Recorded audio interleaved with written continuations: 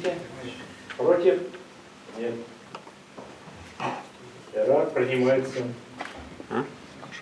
Хазин предлагается в связи с этим ввести члена исполкома Горланова Анвара Имрановича.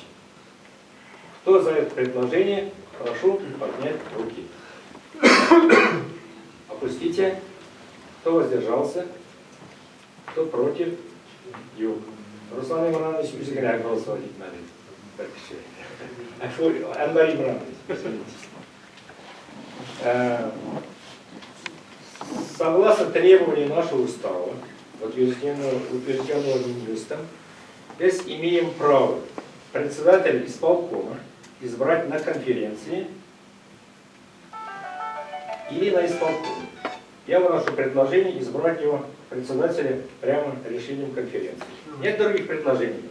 Нет. Выношу предложение, кто, товарищи делегаты, кто за то, чтобы избрать председателем исполкома Самарской, областной, Татарской национальной культурной автономии Горланова Анвара Имрановича, прошу поднять руки.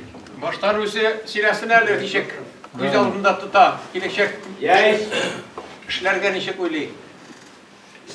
Уже проголосовали. Я только член исполкома. Я член исполкома только. Член исполкома. Так, все единогласно принято. Руслан Имранович, с